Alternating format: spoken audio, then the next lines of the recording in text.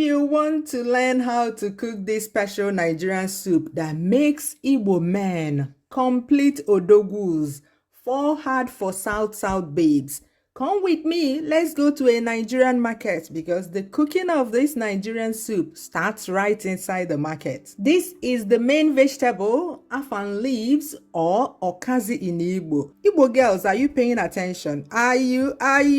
All eligible Igbo bachelors don't go aqua cross. Now, let me tell you one truth about this vegetable. They don't wash it, and that's the whole truth. Don't let anybody deceive you. All your favorite restaurants that sell afang soup do not wash this vegetable. The sellers will tell you that they slice the cleanest afang leaves, that they dry clean the ones that have some dust on them. Yes, they actually rub the dirty ones with something to remove the dust. So that, my people, means that your stomach is in the hands of God. With that said, just buy the sliced leaves from the sellers, then take them to the manual grinders for grinding.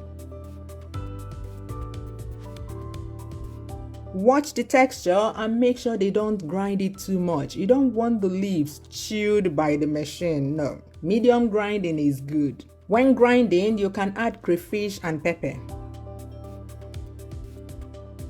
The second vegetable you need is water leaf. Look for the one they call native water leaves or dry water leaves. Those ones do not contain lots of water.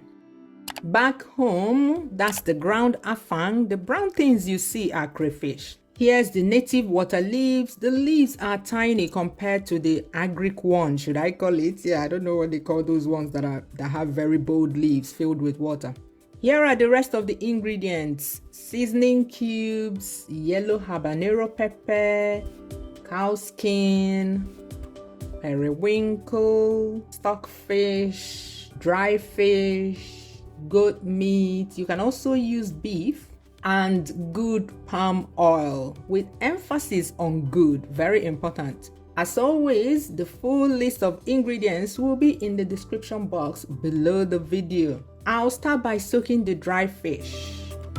Steam the goat meat, stockfish, and cow skin with the yellow pepper and seasoning cubes.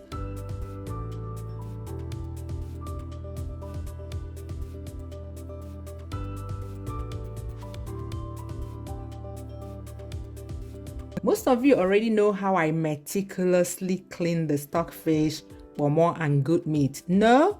I'll put links in the description box for those who don't know.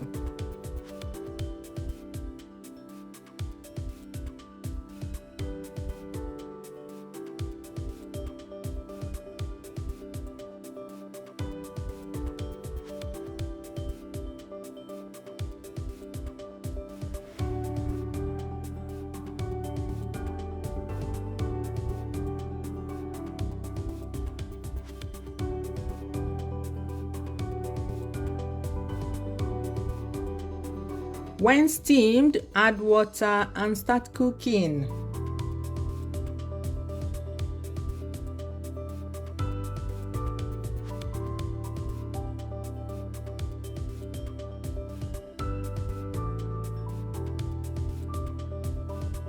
While that is cooking, wash the water leaves thoroughly and chop them into tiny pieces as delicately as possible.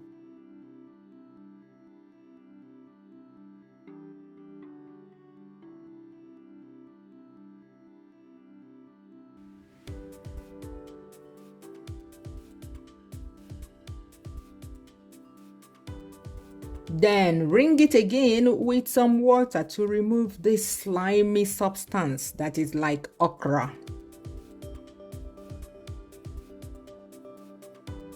Yes, we are washing off the vitamins. The good news is that water leaves contain more than enough vitamins, actually more than your body needs per meal. Doing this makes afang soup more palatable. But if you want all your vitamins intact, don't do this.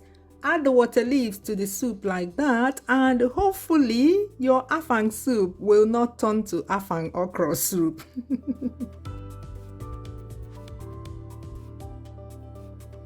When the meat and fish are done, take out the stockfish, debone, and break into pieces. Everything ready, pour the meat and fish stock into a pot. Add the dry fish. You can see that I have already cleaned and deboned them.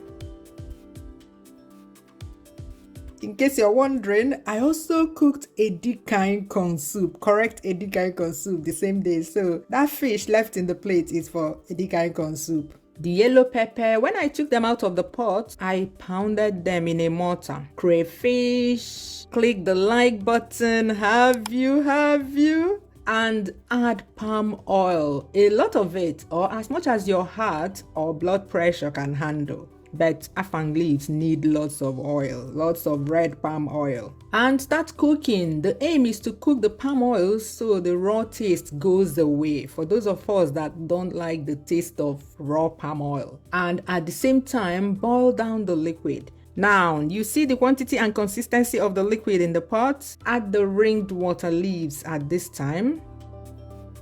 Cook for at most 5 minutes or till it's well steamed all over.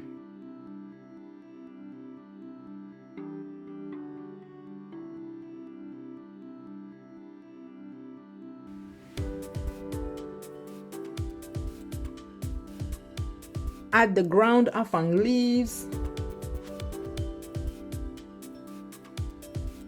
Stir very well. You should also add the periwinkle at this time, but I was distracted by a lot of conversation going on in this kitchen. So I added the meat and fish and all the edible obstacles first. Adding my periwinkles now.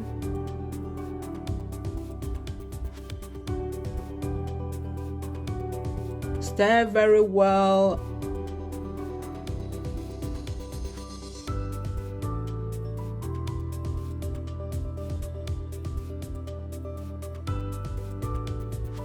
Add some salt to your taste, cover and leave it to steam very well. I do this on high heat so that the steaming will happen in the shortest time possible so that the two vegetables remain green as possible. And remember that they did not wash the afang leaves, so you need some high heat to kill all the bad crawlies in the leaves, if any.